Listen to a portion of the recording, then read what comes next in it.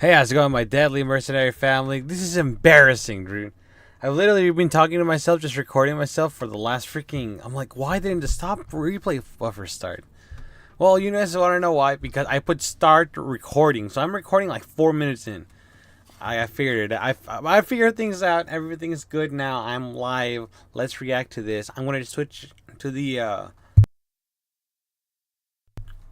smash screen mode. So basically, I'm gonna be on my Xbox 360. On my Xbox 360, guys. I'm so tired, dude. Like I literally woke up just to go to the bathroom and I realized it's 11. I should probably watch the podcast, but so I'm gonna probably switch to my Xbox. Right, boom, Xbox right there. I'm probably gonna be working on so what ended up happening, instead of putting start streaming, I freaking put start recording. So I've been talking to myself for the last 4 minutes about looking for the podcast for the Xbox. See if they're finally going to discontinue the freaking Xbox. But we got Phil Spencer here. Let's go to the smash scene. Yeah, something like that, right? Okay, wait. This is the opposite effect of what I wanted. Bond. Okay, next time though. Okay, you know what? Let's just go back. Let's just go back to Phil Spencer, huh? And I just started a paradox. There you go. Yeah, there. We originally had planned for the show, starting back in December. I think we probably would have started with Activision Blizzard, maybe talked a little bit about the exclusivity with some of the news coming up, and then hardware. But we've had some unforeseen news that has come out. So let's just go and tackle the exclusivity question, because I know it's Oh on yeah, the. so apparently Xbox is gonna freaking exclusivities. People are rumored that they're gonna get rid of exclusivities, and I think that's a smart idea. I think there's no point in doing exclusives. What like PC, like specifically PC, like bro, like everybody's getting more and more into PC. I mean, it's still console sales dominate very well, especially specifically in games, as shown in my other tweets about Mortal Kombat, right? That console games is where it's at. Like at least that's where people mostly buy their games. Like they just want to get a peak. They just want to get a console. They want to get Xbox Series S. They want to get a PlayStation 5, put it on their living room and play their games. That's how they'll always interact. They don't want to do Steam. They don't want to do none of that. Okay, so it'd be a smart idea if they don't do exclusives anymore. Minds of a lot of people. We hear from the community, and that's an important input for us. So we made the decision that we're going to take 4 games to the other consoles, just 4 games, not a change to our kind of fundamental exclusive strategy. We're making these decisions for some specific reasons. Okay, so those 4 games that I think he's gonna do is gonna be Halo, Gears of War, because who plays Gears of War at this point, right? I mean, it was a big franchise. It is still a big franchise, but like at this point, what was Gears of War 6 that came out? I didn't hear much about it. So Gears of War, and then okay, so let's go with what's another? What do they have? Oh, Starfield's gonna leave for sure. Starfield was a flop in their eyes.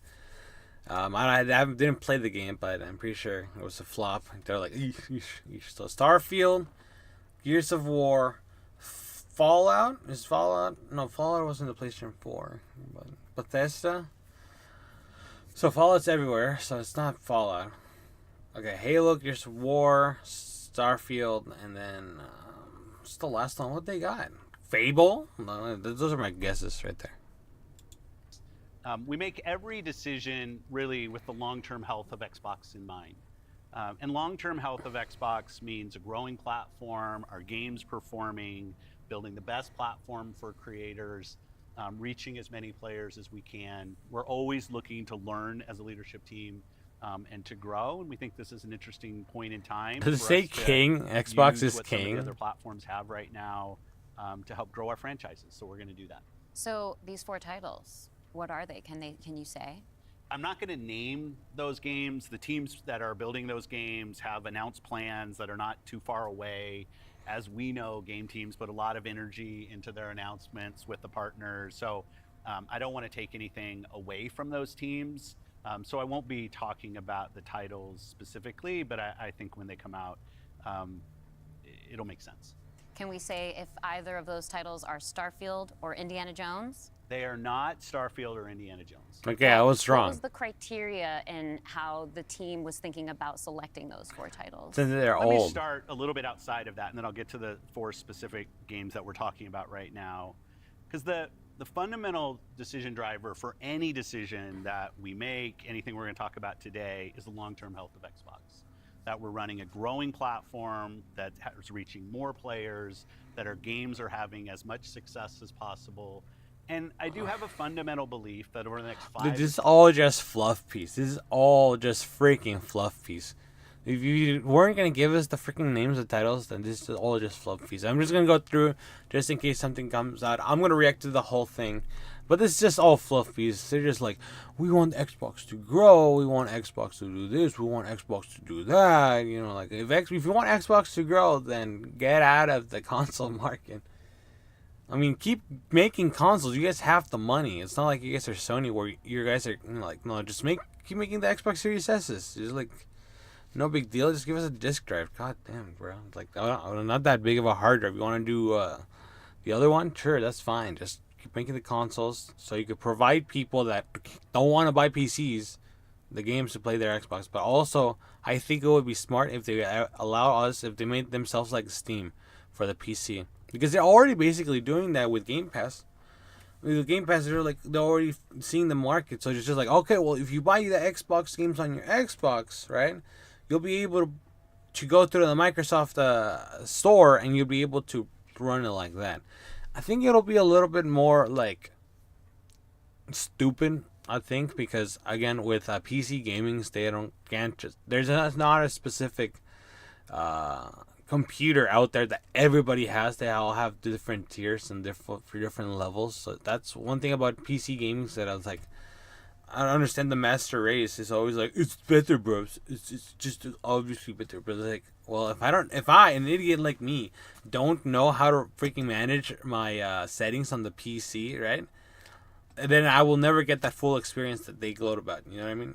And nor do I want to. I don't want to go and be like, okay, well, 140p, 30 watts, this, that. I mean, I'm sure it could be simple, but I'm just saying I'm an idiot, and I really don't want to. I don't even have the time to go through all that. So, 10 years, exclusive games that are exclusive to one piece of hardware, are going to be a smaller and smaller part of the game industry. And that's not some great insight, because if you look at the last 10 years and what the biggest games are today, it's a natural place. Whether it's one console and PC, multiple consoles, mobile console and PC, you see big games landing on multiple platforms.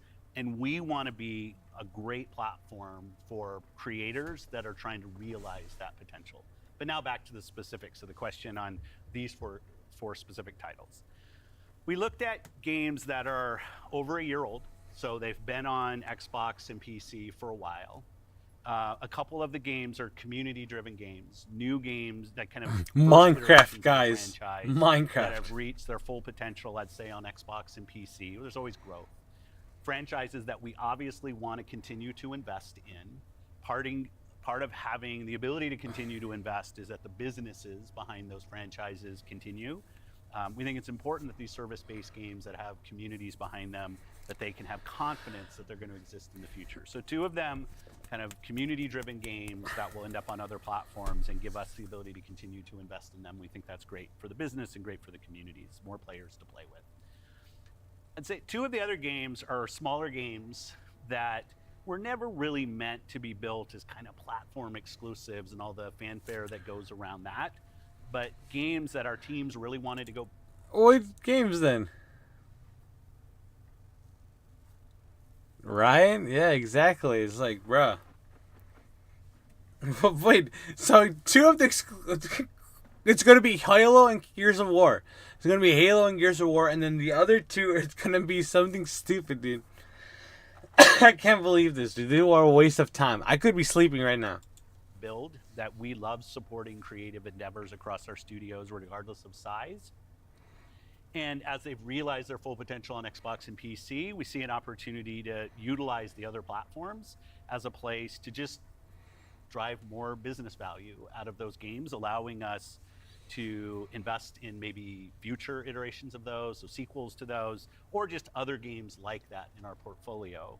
And when we don't damage Xbox and we can grow our business using what other platforms have and to help us with that, we're going to do that. And that's really the story behind these 4 games. And last thing I'll say, looking forward, I think there is an interesting story for us of introducing Xbox franchises to players on other platforms to get them more interested in Xbox. We think there's a good brand value for Xbox there. So 4 games, no promise beyond that. So if you're on those other platforms and you see these 4 games coming, please don't take it as some signal that everything's coming. It's not. And we're going to learn. So when you are thinking about the future and this concept of live service games, games that can benefit from bigger audiences, new audiences, how does that apply to future titles and how you're applying that criteria there? Yeah, there's really no fundamental change to how we think about exclusivity. We just came out of Developer Direct, which was an awesome show, where we showed great games that are coming to Xbox and PC and cloud, which really makes them accessible to hundreds of millions of people. So it's this kind of, we're really focused on a couple platforms and what's going to show up there. But it's gonna be the Forza Horizon series. Oh, okay, never mind. It's gonna be Forza Horizon, Halo, and it's gonna be just like some other one, Gears of War, I guess. I don't know. Our key of play the games you want with the people you want, anywhere you want, when everybody plays, we all win. These have been part of our strategy for years and will continue to be. Our focus is on how do we continue to grow the games industry. How do we continue to buy more platforms? How do we continue to buy more exclusives? How do we continue to monopolize the industry? Players in more places. And how do we grow Xbox as part of that? Xbox is a hardware platform. Xbox is a publisher of great games. Xbox is not just a hardware. It's a way of life. We want it to be exclusive. The Xbox phone, the Xbox Watch, the Xbox Nano head technology. As a platform for the world's best creators. Mm-hmm. And then knowing that, how do we think about our first-party games and Game Pass? Yeah, well, to build on what Phil just said, one thing I would add, as you were talking about growth, is just that we've seen this inversion. I'm sorry, but he's just giving up. Phil Senpai, if I may not intrude, sir, if you let me, the poor peasant, just intervene. Matt Booty, the heck? Matt Booty. No way, dude. This guy's walking around called Matt Booty, dog, dude. Just imagine he came out of the womb, is like... That's a dump truck right there, dude. That's a dump truck right there. So they can't. Oh, God, bro. For the last 5 years, where it used to be that the platform was the biggest thing. That's right. And the games would sort of tuck in within the platform. Today, big games like a Roblox or a Fortnite could actually be bigger than any one platform. Yeah, and that really has changed Yeah, the way absolutely. that we think about things. So in the midst of all that, I think we at First Party can come back to sort of some core principles. First, that all of our games will be on the Xbox platform. Second, all of our games will go into Game Pass on day one. And third, we know that Game Pass will only be available on Xbox. So there's sort of starting points for us. As Phil mentioned, there are games today that you can play that only can be found on Xbox. And at the same time, we want to bring more of our games to more players. So we're going to continue to look at that. Kind of moving aside, though, from some of those and thinking more about what does it really mean for the player, to me, the 2 key things are cross-play and cross-save. Those are things good. Allow us to deliver on the promise of Xbox, which is play with your friends where they are, play on the devices you want, play the games you want. So that is... I'm gonna buy a Lenovo Go. Can I play Mortal Kombat 1, which I paid like $70 day one for, please? Can I play it on my Lenovo Go? I really would appreciate that. If you guys just let me take yoink my Xbox on the go, please. really only possible at a practical level when you know that your saves and your player are going to be able to move across all those parts. So not all of our games today are necessarily built to take advantage of that. There still will be some games that don't.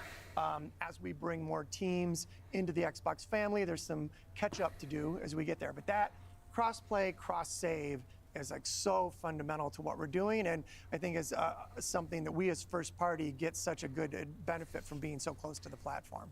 Yeah, absolutely. I mean, that's one of the things, like you said, all of our games are always in Game Sarah Pass. Bond, And there so- we go, dude. Sarah over here slaying, dude. It's like Bond, dude. That's actually pretty cool, dude. You actually unironically being called Sarah Bond. Just imagine that, bro. Just like, what's your name? Bond. Sarah Bond. And the dun dun dun dun dun dun. Dude, imagine you had a cool name. A cool last name, dude. That'd be sick, dude. My last name's just Mercenary, dude. I just sound like I'm about to get into the freaking FBI Most Wanted. So So I'm excited to announce, with the coming together that we had with Activision Blizzard King, that Activision and Blizzard they're Games coming together.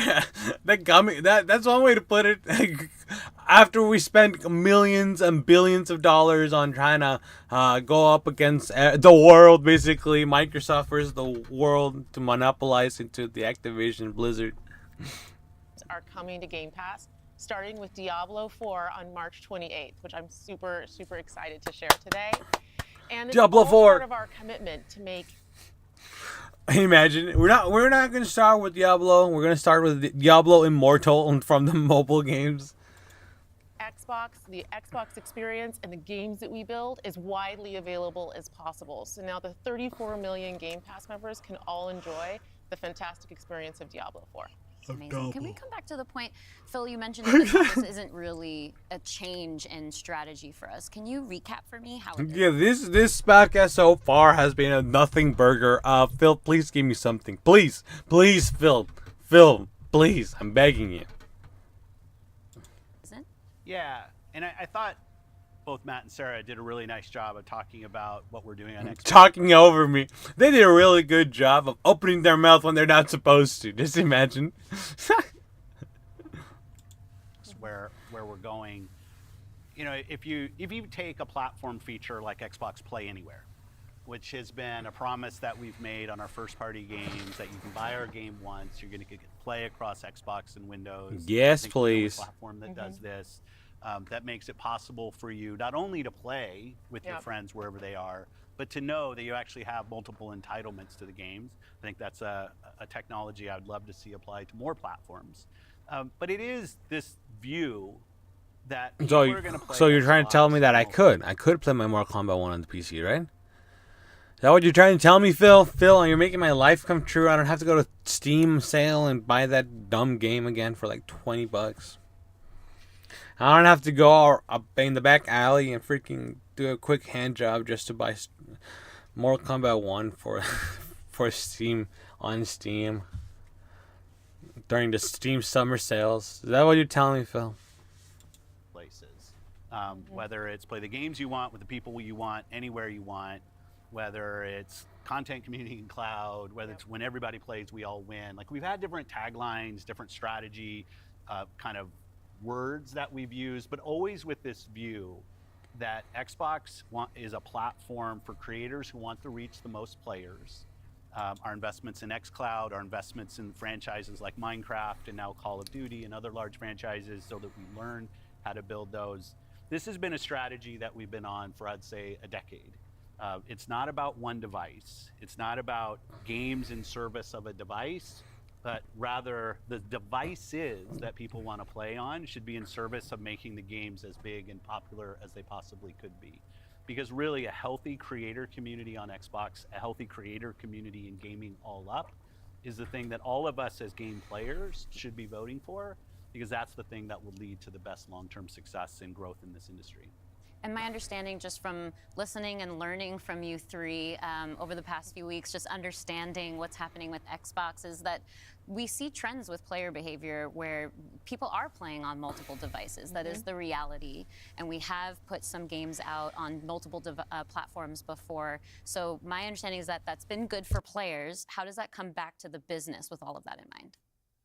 Yeah, as you said, we have shipped games on other platforms. In fact, realistically, if you look with the addition of Activision and Blizzard and ZeniMax, we're one of the largest game publishers on PlayStation. We're one of the largest publishers on the Nintendo Switch, especially when you put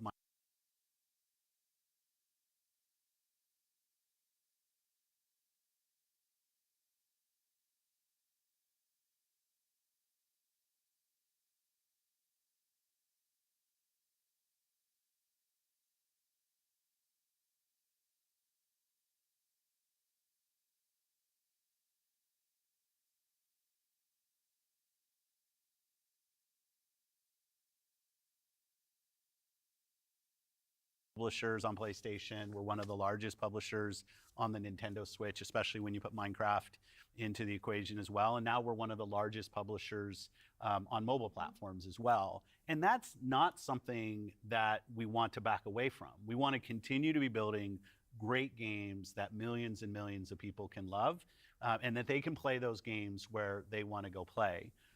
But we do understand the business success that Xbox has to have. Us as leaders in this business, the system today, the system that all companies that we play video games from, is a world of you got to be growing your business. Growth in our Xbox business is critical to the long-term health of Xbox.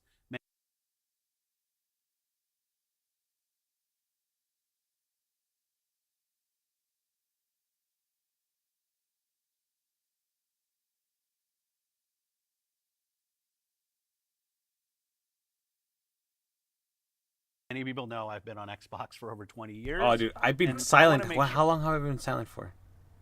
How long have I been silent for?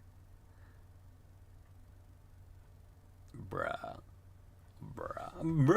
No shot. I've been freaking yelling at my screen for the like. How long has it been?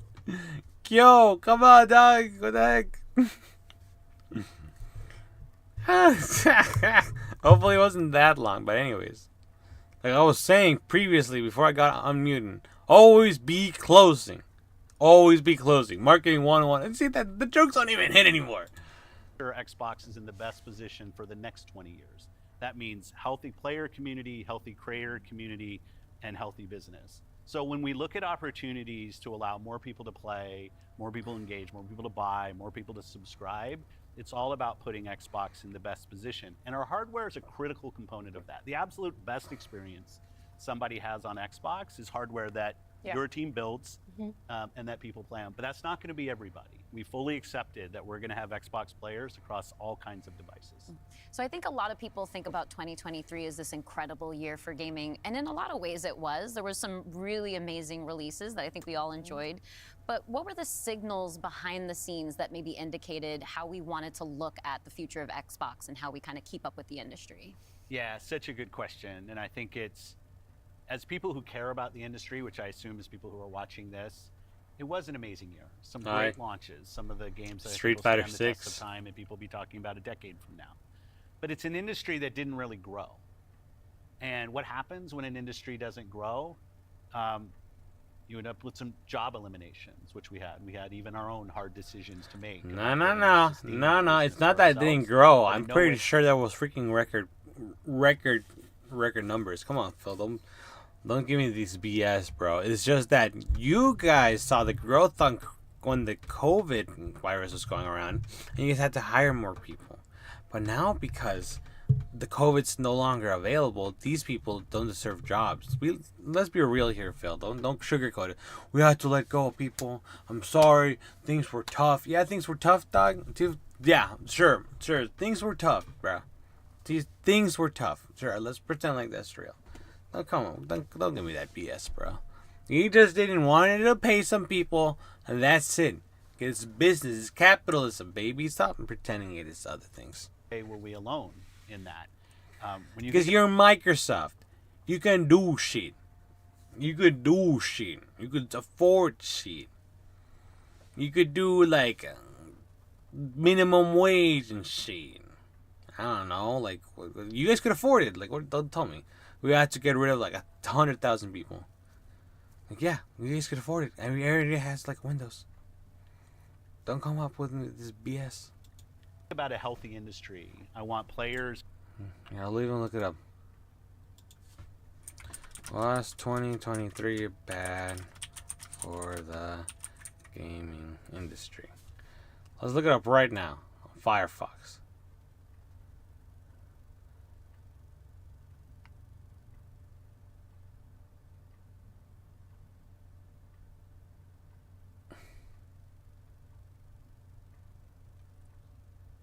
See, it was overspending.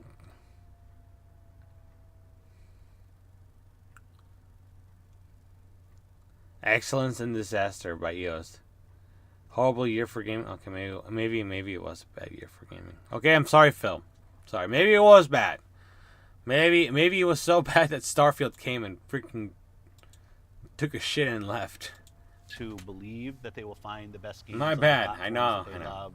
I want people who invest their careers in working here to feel like this is a place that they can be successful. And that really is down to being part of an industry that is growing. If you listen to Lisa Su, the AMD CEO, she'll say that AMD-powered consoles are likely to decline in 2024. I think there's an amazing set of games coming in 2024, but if we don't get to growing as an industry, the industry will struggle. And today there's really two choices on how do you grow the industry. Do you say I have a fixed number of players, the players that we have today, and do I find new ways to monetize those players to get more money from the players that I have? Or do you think about how do I expand the business I have by finding new players and adding those to the base of players that already play? Our focus on Xbox for the last decade has really been on that latter point of how do we make sure Xbox is growing for our players, growing for our creators, so those people are finding success on our platform, which will grow the Xbox business and put Xbox in a position to be very strong for years and decades to come. Matt, earlier you were talking about these growing gaming communities, how they're incredibly large and comparable. Hey, speaking of gaming communities, let us have our freaking levers back. Give us our arcade sticks back, please. Please. Do us a solid and give us back control of our controllers. On such a different level when we think about console audiences, like you mentioned Roblox, you mentioned Fortnite. So how are we're obviously thinking about our responsibility, our hardware responsibility is supporting the growth of gaming communities. How has that actually shown up for the players? Are there other games we can speak to from our portfolio? Well, as Phil mentioned, I mean, two of the biggest ones for us, Call of Duty and Minecraft, I mean, they are driven just from the... Broskies. No. I was going to say, in Evo, they could have used Xboxes, bro. Like, they could have used Xbox at Evo. Xbox Series S's, bro. But no.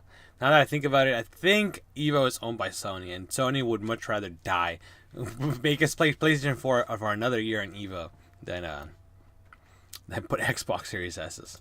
Bottom up by the communities of people that play those games, which is so great. I think about it for the player community, it comes down to where are the friends, where are the people you play with, and then equally important is where have you built up your library of games, right? Where have you invested? Where's that library? I think those two things probably are some of the biggest influences on where people choose to play and what devices they choose to play. Yeah. When we think about, on the other side, the developer side, just any game developer wants their game to find the biggest audience possible. That's just the nature of building a game. You want people to enjoy and participate in what you've made.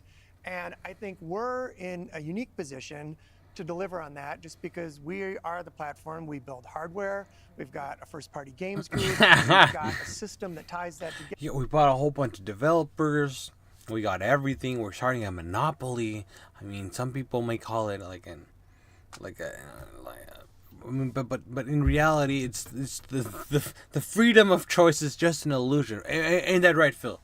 Phil, you were talking about this the other day, right? During our capitalism meeting in 2024. Together that brings together your friends, your progression, your achievements, all of that. And I think that's really what has contributed to the momentum behind some of these communities. Yeah, absolutely. I mean, when you look at, just step back and you look at the history of the industry, we've moved from a place where it used to be that someone built and launched a game to accelerate hardware to actually the things we do with our hardware and with our platform are all in service of making those games bigger. It's all in service to you, a Lord and Savior, Phil Spencer. My lord, it's all in service to the cause, my lord. Across all of the investments we make, the consoles we build, the investments we do with things 4 like more minutes of crossplay, this nothing cross-progression, burger. the things that we're doing with cloud. How do we actually give more options to game creators so they can have the greatest success? I think one of the fun recent examples about this is actually Palworld. You know, Palworld was able to launch, they were a game preview, they launched in Game Pass, they also simultaneously launched in Steam. And through the combination of those things, you know, Pocket Pair was able to have this outsized success. Bro, imagine like, do you say Steam? We don't bond, Sarah. We don't do that. We don't talk about the competitor. Just letting you know. Just say PC. Just say PC more suitable. More suitable option, okay, Sarah? Just don't say the S word. Just imagine. The largest third-party Game Pass. Just Phil Spencer in the corner, just like, okay, yeah, we gotta take her out. We gotta take her out. We gotta take her out. She said Steam. She said Steam on our podcast. We gotta take her out. Code Valve. Code V. No, my brother's here. Launch ever. And that's all because we give creators options on how they can launch their games. We've got subscription, we've got retail, we've got free-to-play, we've got game preview, we have the consoles, we have our experience on PC, and they can access all of those things. And when we So what step they're back trying to and say- we just look at the performance of our platform all up. So what you didn't say is I got access my games on PC. What am I supposed to get? Game Pass? I wonder. Can I access my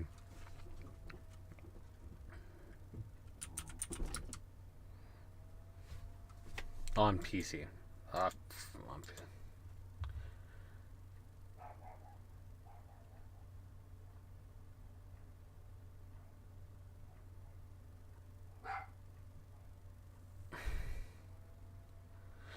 What? Wait a minute. Whoa. You're trying to tell me that I could have played Mortal Kombat 1 a long time ago? Dude, well, why am I not on Game Pass? What the heck? Xbox Game Pass is a subscription service that grants you access to the vast library of Xbox games with an Xbox Game Pass Ultimate subscription.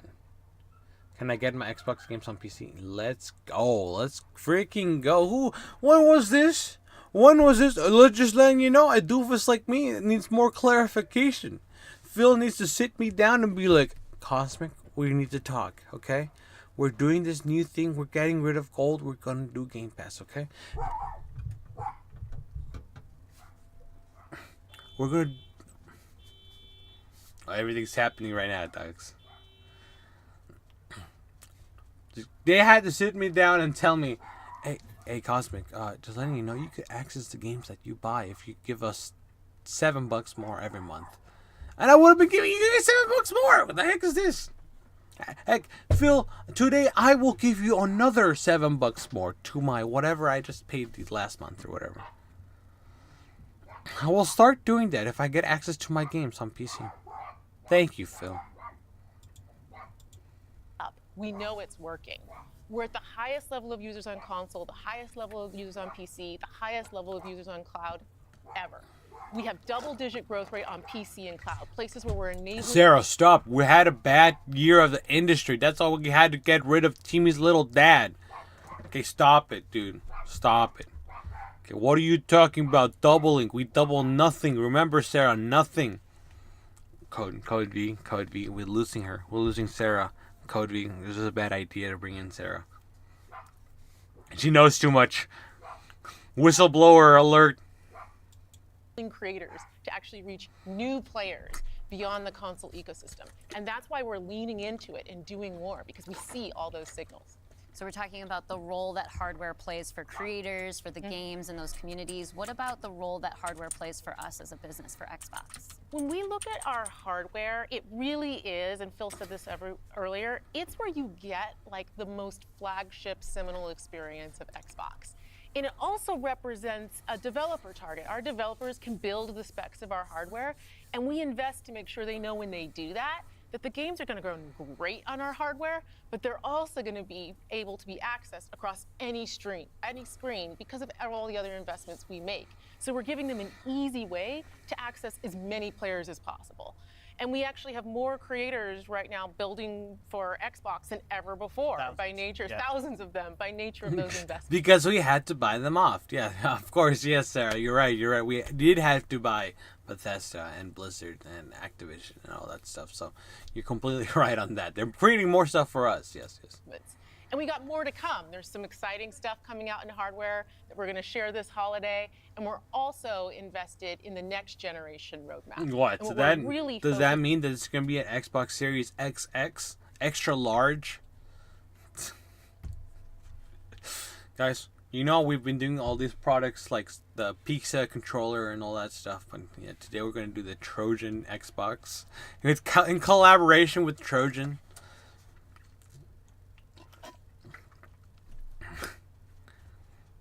With every Trojan Xbox comes a pack of buy one get one 50% off on your choice of condoms.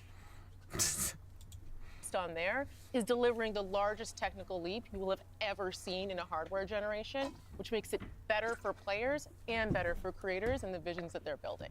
And then when we're talking about hardware too, there's these other considerations that are really important to our community, probably to each one of ourselves as well. When you talk about library, because I want to dig in on that a little bit more.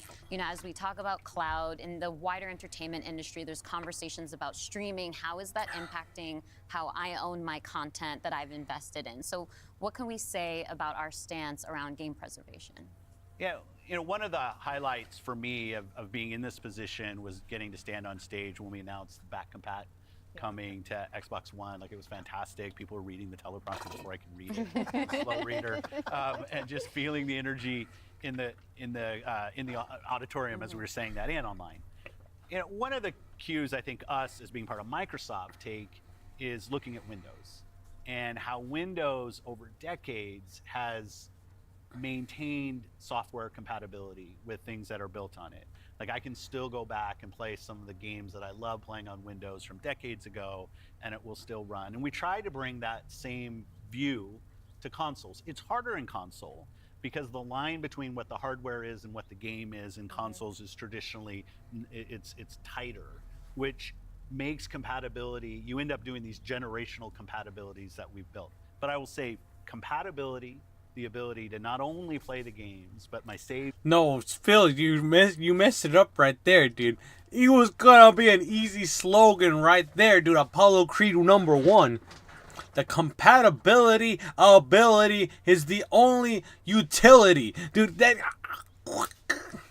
hire me, Phil, dude. Don't worry about Booty over here, Matt Booty over here. Worry about me, dude. I can make stuff like that.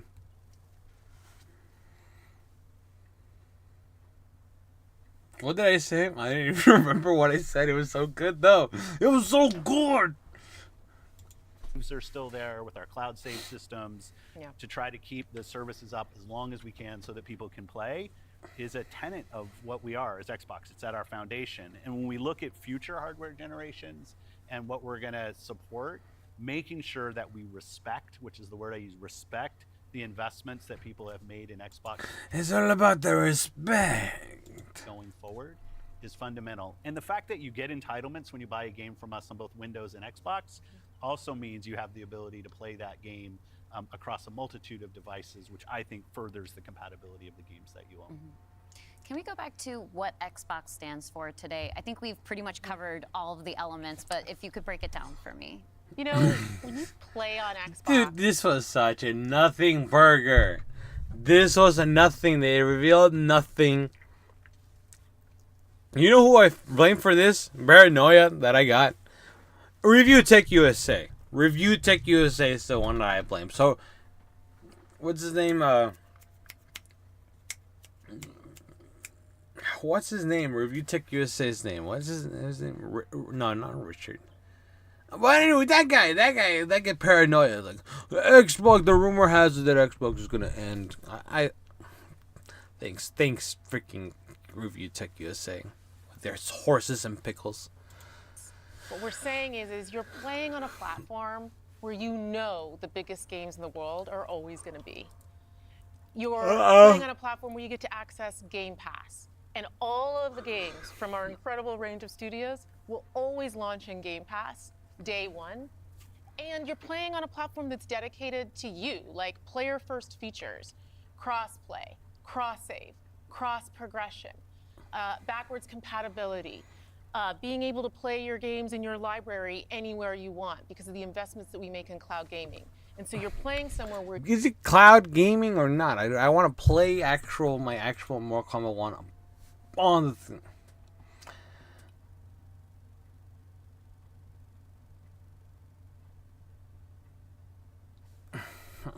I'm going to have to test this out.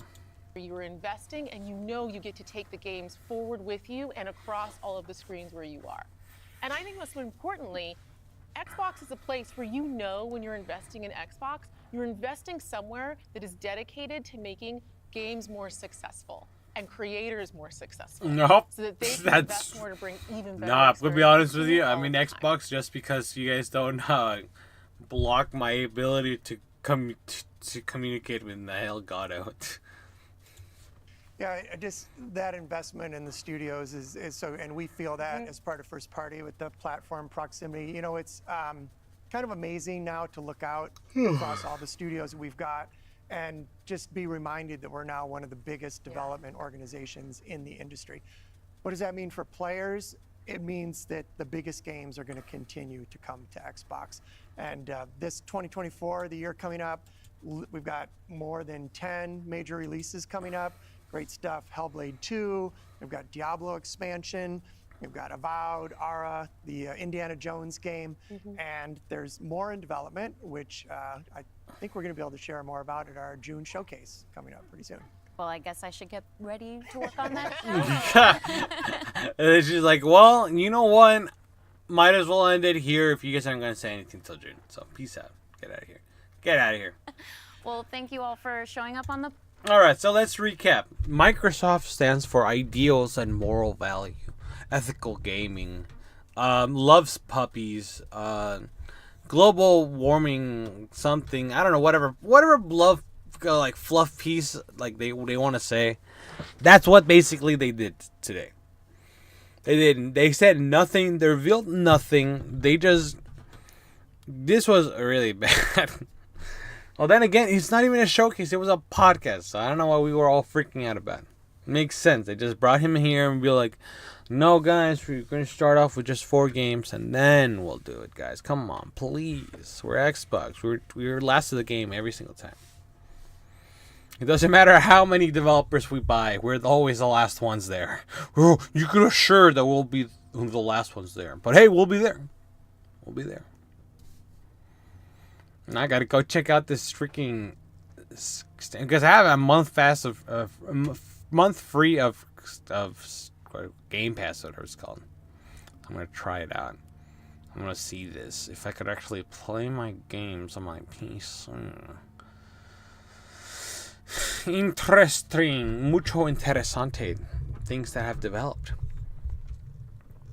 Now, alright guys, well, other than that, thank you guys for watching. I really appreciate it. Don't forget to give this video a like, don't forget to subscribe, and don't forget to comment down below what you guys think of this fluff piece that Xbox made us do.